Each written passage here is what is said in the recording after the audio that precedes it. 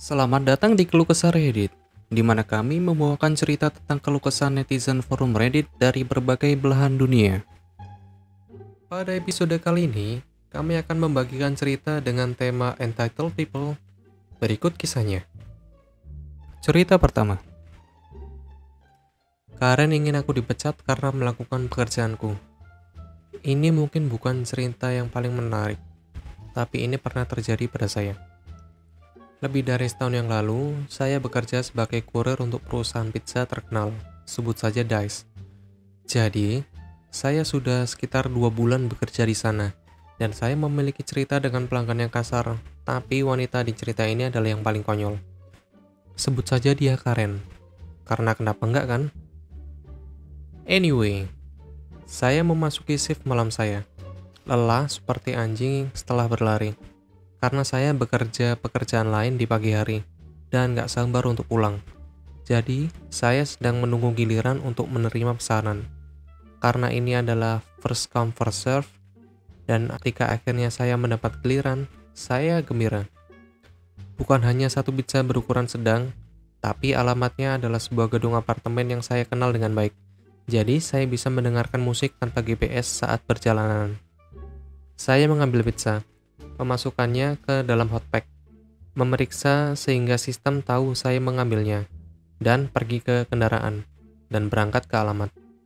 Saya nggak mengetahuinya pada saat itu, tapi saya akan mengalami interaksi terburuk dengan seorang Karen daripada yang pernah saya alami dan setelahnya. Jadi sekitar 5 menit, mengambil jalan belakang untuk menghindari lalu lintas yang padat. Saya berhenti di apartemen. Aku mengecek alamat untuk yang terakhir. Dikatakan saya harus membawanya ke apartemen blok B6. Bukan masalah besar, pikirku. Dan berjalan berkeliling mencari apartemen B6. Setelah kira-kira 1 menit, seorang pria yang baik keluar untuk menanyakan apakah saya tersesat. Hai nak, butuh bantuan mencari tempat? Oh, hai pak. Ya, sebenarnya saya tahu, bisakah bapak memberitahu saya di mana apartemen B6? Hal berikutnya yang keluar dari mulutnya adalah apa yang memicu semuanya. Dia berkata, "Maaf nak, gak ada blok B6. Saya terperangah. Sekarang, selama pembekalan kerja, Dice memberitahu saya bahwa ada prosedur untuk mencegah perampokan. Karena kami, pengemudi pengiriman, sering membawa uang tunai, dan biasanya mengendarai mobil yang layak. Di antaranya adalah fakta bahwa banyak calon preman mungkin menaruh alamat mencurigakan pada pesanan mereka, dan menggunakannya untuk memikat calon korban. Jadi, sesuai prosedur, saya membuka aplikasi pengiriman Dice saya, dan menggunakan fungsi dalam aplikasi untuk menelpon Karen. Panggilan pertama, gak ada jawaban. Panggilan kedua, gak ada jawaban. Anda dapat melihat di mana ini akan berakhir, bukan? Setelah panggilan ketiga kalinya, saya akhirnya mendapat jawaban. Halo, dia terdengar kesal. Halo, Karen, ini UP dengan Dice Pizza. Saya baru saja menelpon untuk mengonfirmasi alamat Anda sebagai 123 N Number Street, apartemen blok B6. Ya, itu alamat saya. Apakah Anda punya pizza saya? Ya, Bu, tapi saya kesulitan menemukan apartemen Ibu. Bagian selanjutnya adalah apa yang membuat saya semakin curiga, kata Karen. Oh, itu gedungnya sendiri di belakang gedung B. Alasan yang sangat mencurigakan bahwa di belakang gedung itu adalah gedung SMP. Gak ada tempat untuk membangun gedung baru.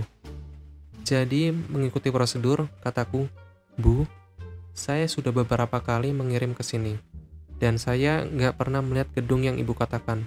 Belum lagi, penghuni apartemen lain memberitahu saya yang nggak bisa menyelesaikannya karena saya mendengar nada yang menunjukkan panggilan telah berakhir. Karen telah menutup teleponku. Pada titik ini, kecemasan saya yang sudah buruk menjadi lebih buruk. Nggak ingin mengambil resiko, saya menelpon toko, menanyakan manajer. Manajer saya luar biasa. Sebut saja dia Jill untuk ceritanya. Hey Jill, jadi aku baru saja memesan dan nomor apartemen di labelnya nggak ada. Aku bahkan punya saksi yang mengonfirmasi ini. Apakah kamu menelpon pelanggan, Opi? Ya, betul. Dia bilang itu di gedungnya berada di belakang, tapi di sana adalah SMP. Dan ketika aku bertanya padanya tentang itu, dia menutup telepon. Oke, Opi, saya paham. Baliklah ke toko, dan kami akan mengabaikan pesanan. Hati-hati ya. Sekarang, saya yakin Anda semua berpikir, "Hei Opi, Karen ini tampaknya nggak seburuk itu. Mengapa Anda mengatakan dia ingin Anda dipecat?" Tunggu, aku mulai itu. Jadi, saya berhenti di toko, lega karena ini diurus, dan berjalan masuk. Ketika saya melakukannya, Jill sedang menelpon.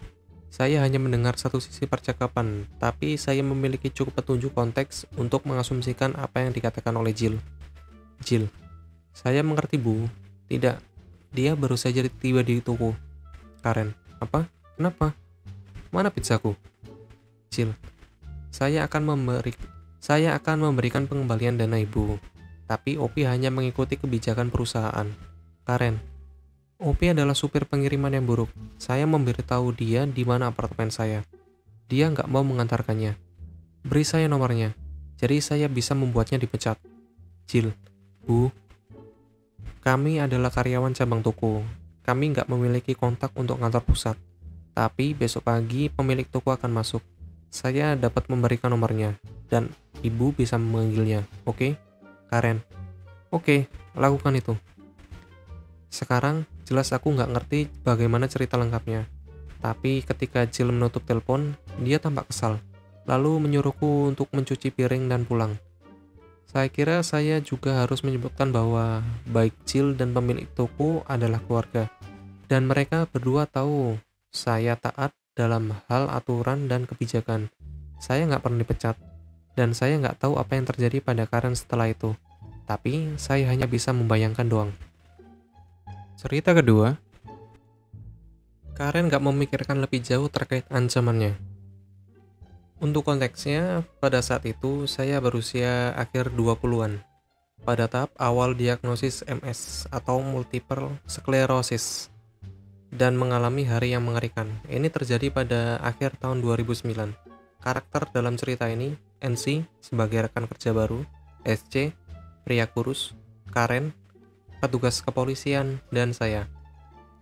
Di sanalah aku mengenakan puluh berwarna hijau yang jelek, melatih seorang karyawan baru di kasir. Saya telah berada di toko selama lebih dari 10 jam pada saat itu, dan saya kehabisan akal. Gadis yang saya latih adalah anugerah ketika datang untuk mudah paham seluk-beluk sistem dan benar-benar tahu apa yang dia lakukan. Saat saya berdiri di kantor, saya mendengar bunyi pintu terbuka dan melihat keluar untuk melihat pria kecil kurus, mungkin berusia akhir 30-an. Dia tampak seperti pria yang baik, jadi saya berjalan ke tepi counter, bersandar. Di sana saat rekan kerja baru saya memasang senyum layanan pelanggannya. NC, bagaimana saya bisa membantu Bapak hari ini? SM, saya akan mengisi bensin. Nggak yakin berapa banyak. Catatan di sini. Di negara bagian saya, setiap pengisian bensin adalah prabayar. Jika Anda mengisi, kami cenderung mengabaikannya dan menahan uang yang diserahkan kepada kami sehingga kami dapat mengembalikan kembaliannya. NC, nggak masalah Pak. SM menaruh $50 di konter dan berjalan pergi menuju toilet saat pompa berbunyi. NC menyalakan pompa kepada seseorang yang tampaknya menjadi istrinya. Seperti hal yang sangat normal bukan? Salah. Pengisian mencapai $20 dan kami mendengar teriakan dari Karen yang sangat marah. Kami berdua mendongak untuk melihat istri pria itu tadi meneriakkan pembunuhan. Dia melempar barang-barang dan mengamuk di sebelah pompa. Dia meninju dan menendangnya sebelum berbalik perlahan ke arah jendela di mana dia melihat kami berdiri dengan mata terbelalak melihat kebodohannya. Di sampingku, aku mendengar, "Oh, nggak mungkin." Aku menoleh untuk melihat jiwa kurus kering yang malang yang mulutnya renganga pada apa yang dia saksikan. Dan aku bisa bersumpah pada titik ini bahwa Karen telah kerasukan. Dia datang meluncur seperti banteng yang memerah dan mulai berteriak kepada NC. Karen, dasar pegawai idiot. Kenapa kamu gak mematikan pompa itu? NC, Bu, kata suami ibu sedang mengisi dan dia menuju ke SM. Karen, gak. Dia bilang membayar $5 ke orang idiot sepertimu. Saya, enggak Bu, dia enggak. Matanya menoleh ke arahku dan cemberut muncul di wajahnya. Pak, SM, aku kan udah bilang kalau aku isi bensin sayang. Dia mulai berteriak kami mencuri darinya, mencuri dari anak-anaknya, melompat dan menginjak lantai. Sekarang perlu diingat, semua ini nggak masuk akal bagi saya, dan ya, sepertinya kekacauan campur aduk yang benar-benar nggak masuk akal. Tapi rekan kerja saya saat itu paham dengan situasinya. Dia melihat NC dan mencoba meraihnya. NC mundur, sementara wanita itu mulai mencoba merangkak ke atas meja. Pria itu hanya berdiri di sana, dan aku bisa melihat keterkejutan di wajahnya. Saya, cukup! Saya mengatakannya dengan sangat keras hingga wanita itu berhenti dan melihat ke arah saya. Apa yang kamu pikir kamu lakukan? Karen, aku akan menghajar dirimu. Aku menarik nafas dan perlahan mulai tersenyum. Saya menoleh ke arah NC dan berkata, ini info lockoutku. Segera setelah kamu menekannya, aku ingin kamu manggil polisi.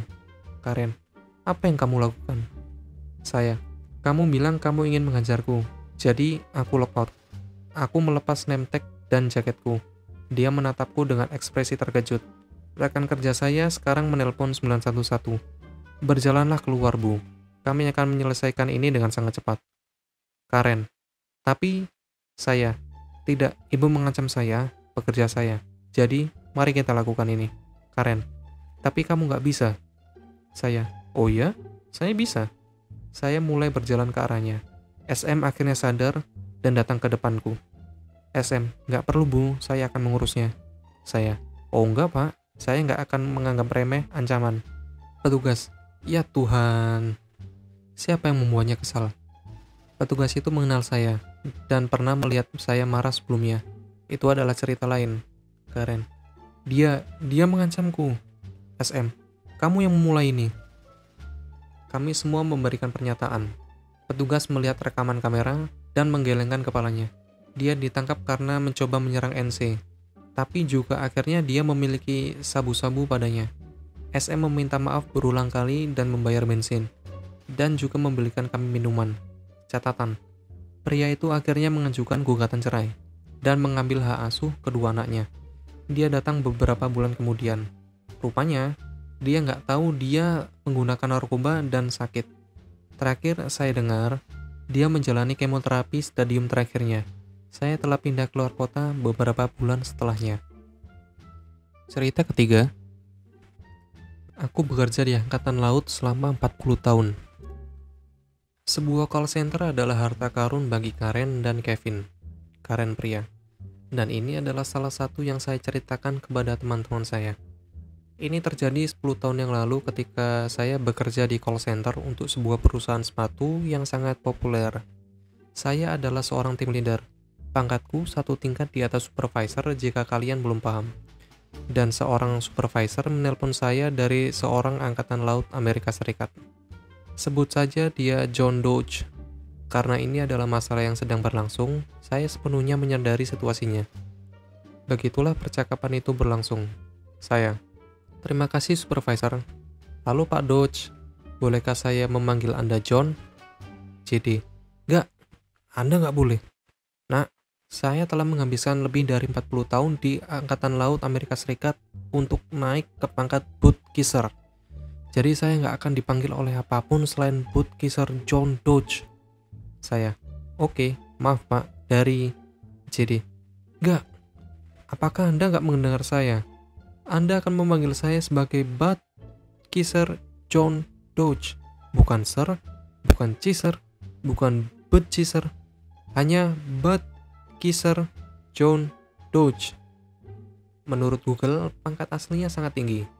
Saya hanya akan menyebutnya sebagai Dodge di sini.